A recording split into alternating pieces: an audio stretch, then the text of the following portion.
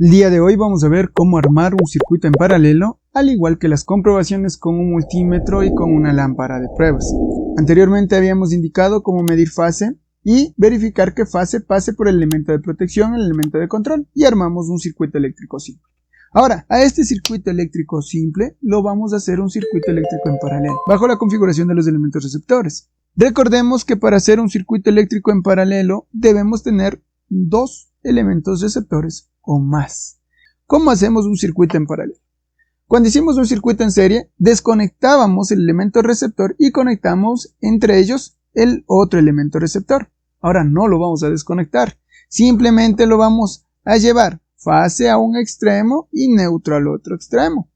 En este caso, cogemos un conductor eléctrico y lo vamos conectando fase y vamos al un extremo del foquito.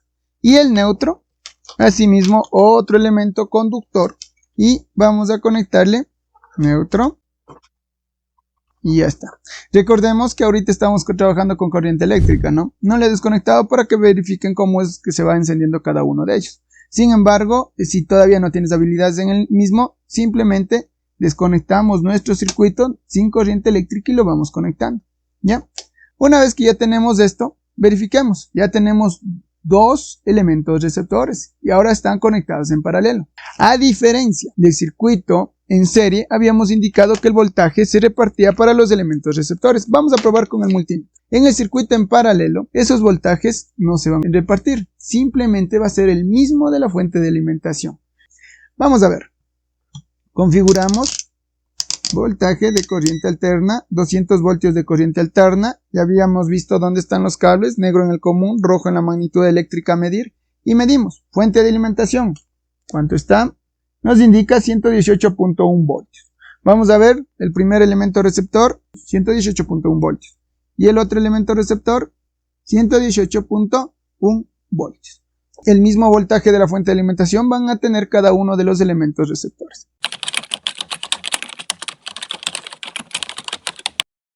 Cuando nosotros comprobamos fase, debemos tener la misma precaución que habíamos indicado anteriormente. Conectamos neutro y vamos comprobando fase a través de voltaje. Entonces dice, llega a 118.1 a la entrada del elemento de protección, llega voltaje, salida, sale voltaje, al ingreso del elemento de control, sí, está llegando, después también pasa y hemos puesto con cables diferentes para que sepan hasta dónde nosotros podemos llegar. Entonces, va a llegar fase y llega fase. Obviamente debe llegar, caso contrario estuvieran apagados nuestros elementos. Veamos, nuevamente.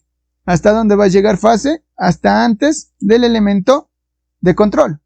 ¿Sí? Después ya no llega. Por ende, no llegan nuestros elementos receptores y no existe, en este caso, el funcionamiento de los mismos.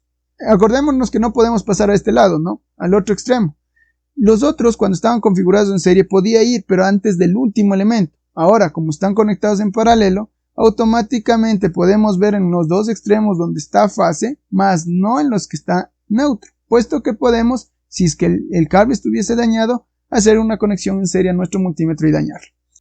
En este momento vamos a comprobar lo que es neutro. ¿Qué hacemos? Conectamos asimismo a fase y de ahí nuestro neutro, vamos primero, vea, llega el voltaje a un elemento y al otro lo mismo, ¿sí? No podemos cambiar de lado, ya habíamos indicado la razón.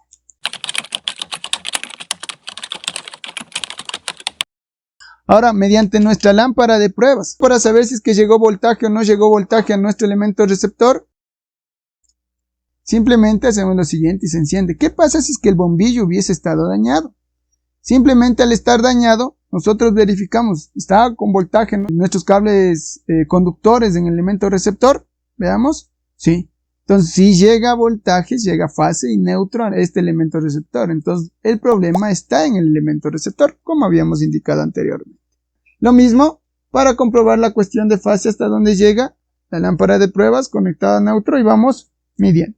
Lo bueno, como habíamos indicado con la lámpara de pruebas, es que simplemente vamos topando y si llegásemos a equivocarnos, simplemente no se enciende.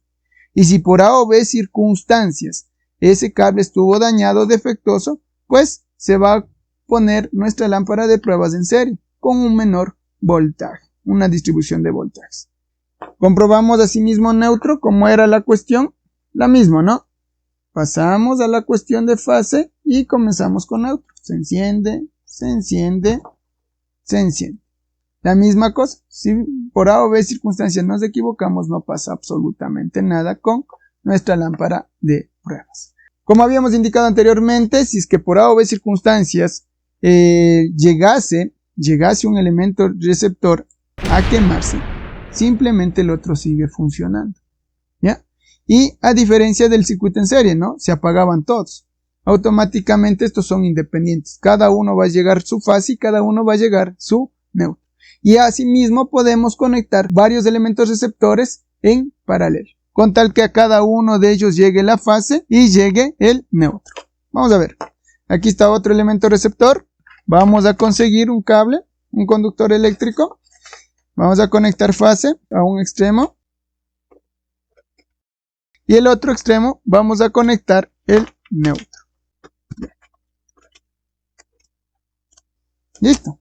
Entonces ya tenemos un circuito en paralelo con 3 elementos receptores. Y así consecutivamente. Si ustedes se dan cuenta, este tipo de circuitos es lo que tenemos en nuestros hogares. Son independientes circuitos en paralelo cada uno de ellos. De tal manera que si alguno se llegase a quemar o a dañar, pues automáticamente los otros siguen funcionando. Eso sería todo con circuito en paralelo.